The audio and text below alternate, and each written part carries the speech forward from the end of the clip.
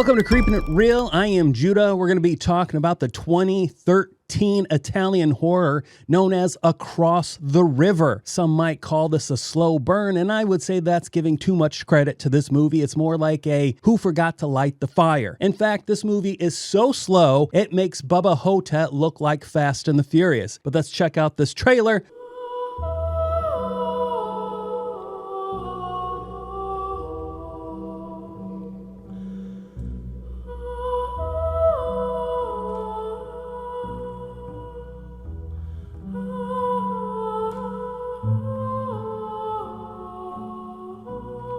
What you are experiencing right now with this trailer, despite the fact that beautiful setting, like just watching this guy hiking right now really makes me want to go on another hiking trip. Slowness of this trailer is as slow as the movie. 47 minutes into the movie was the first time you see any kind of mysterious interactions. That's pretty much it. I mean, this is a ghost story, and ghost interaction is bare minimum. 90% of this movie has no dialogue in it. You'll have to read subtitles, but it's so rare. Who cares if you're not a subtitle fan? I mean, like I said, 90% of the movie has no dialogue in it. So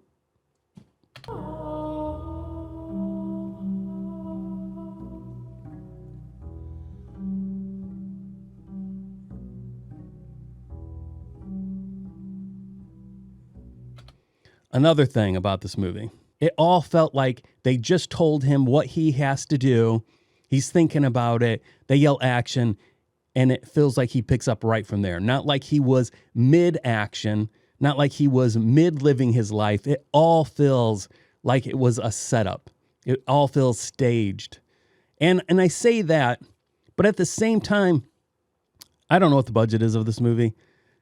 It's definitely low budget, because I think there's this guy, an old dude, an old lady, and a few like people who just show up for a couple minutes.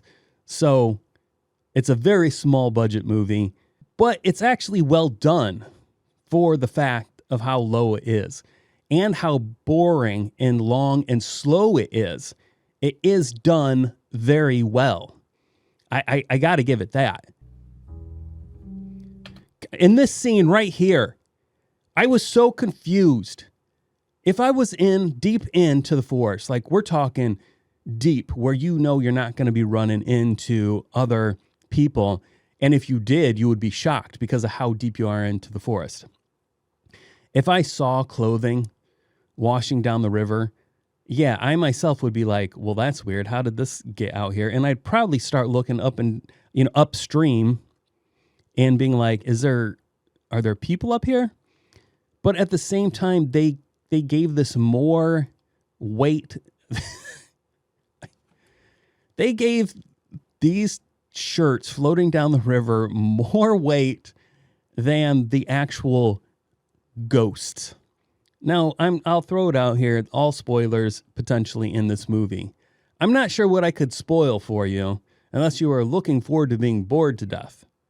So that's that. I just felt that there was too much weight given to this one scene right here that I had to watch the whole movie to even just right now, I'm like, oh, that's what that was. For real. Like the whole time, I have no clue what, I'm like, what does this have to do with anything?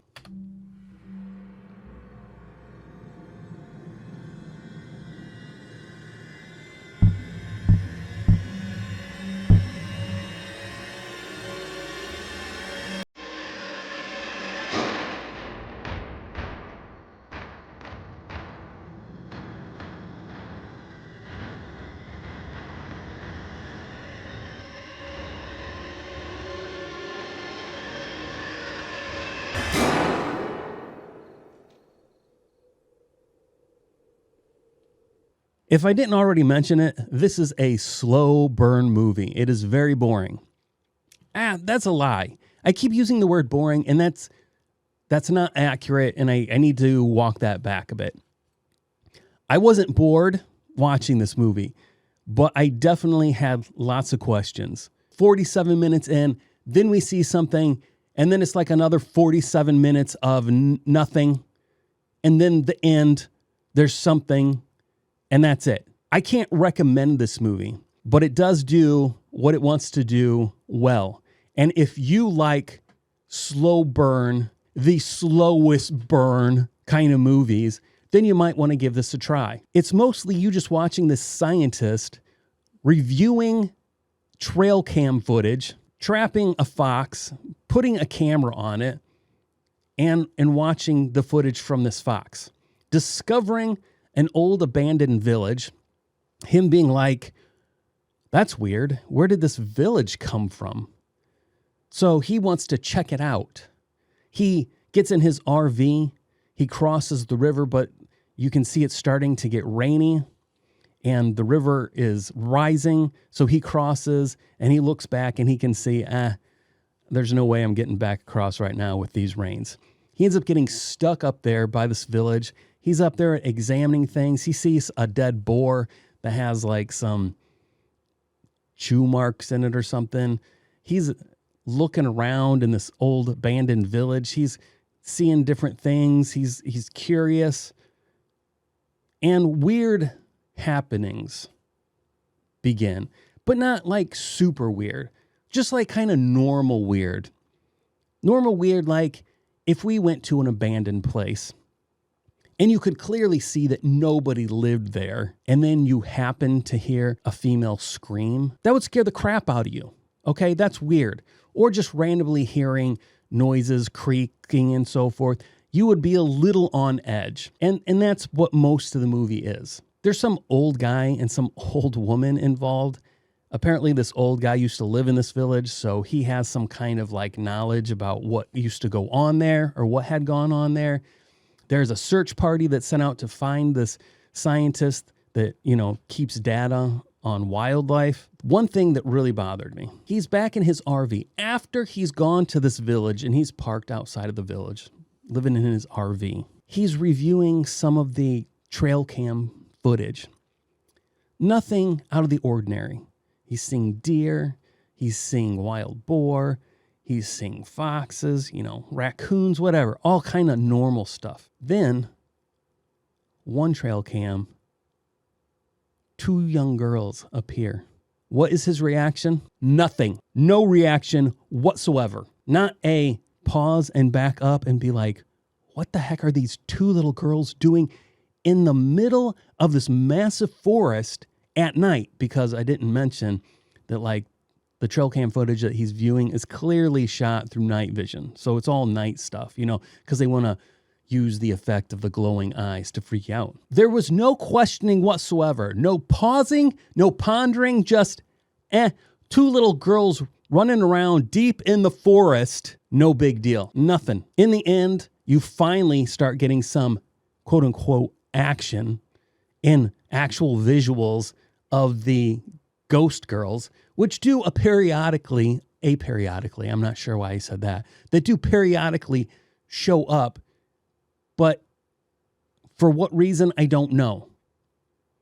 Just to give you some kind of glimpse of, well, at some point we might do something with these girls. I don't know. What is funny to me is I did say it's an Italian horror, and the makeup for these ghost girls is very Italian.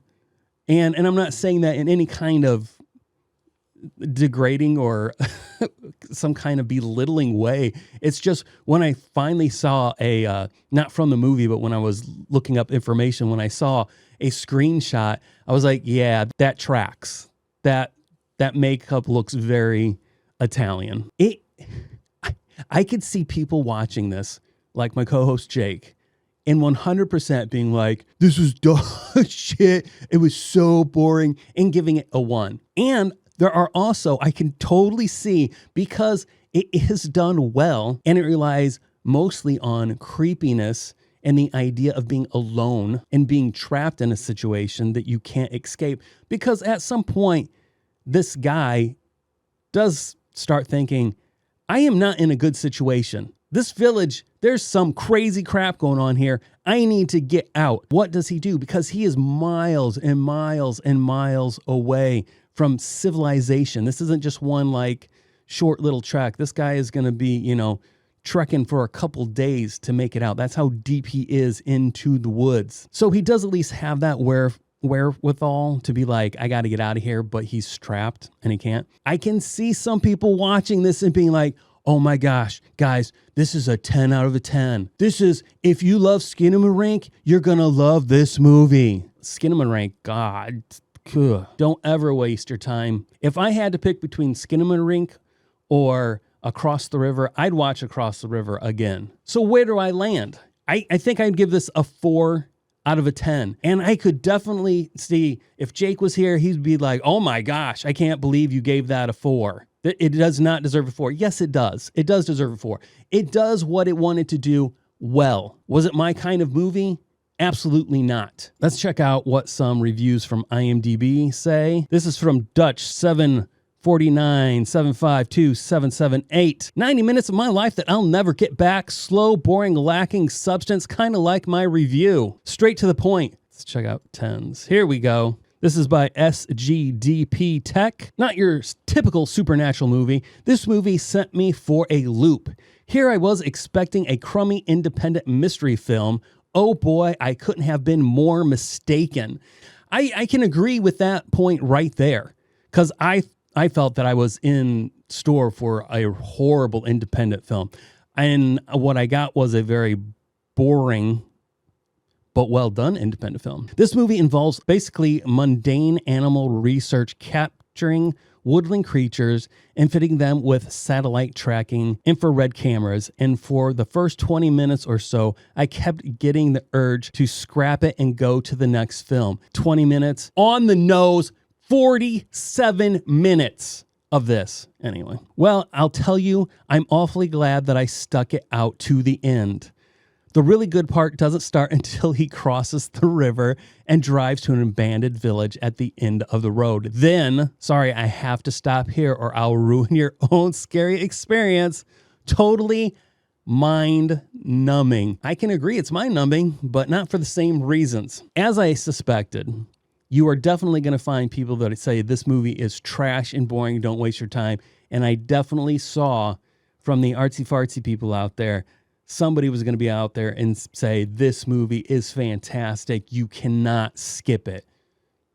I don't agree with either of them. You can easily skip it. Now, for me, most of this movie heavily depends on the fact that this man is trapped in bad weather. Stormy weather, nonstop raining, which is why he can't escape. When I watched it, which was last night, we were actually experiencing a very strong thunderstorm. And there were actually times that I wasn't sure if what I was hearing was from the TV or from outside. And I would pause and I was like, oh, that's definitely outside. As I'm hearing twigs, you know, bouncing off my windows and loud thunder. So I actually felt immersed into this movie simply because there happened to be a storm at the same time I was watching this movie.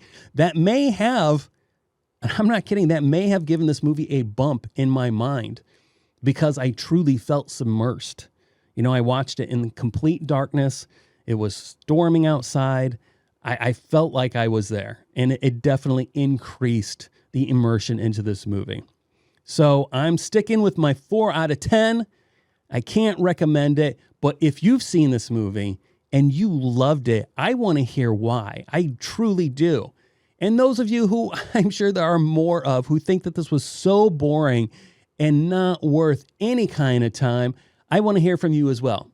If you've got any Italian horrors that you think that I should check out, leave them in the comments. I will take the time and I will review them.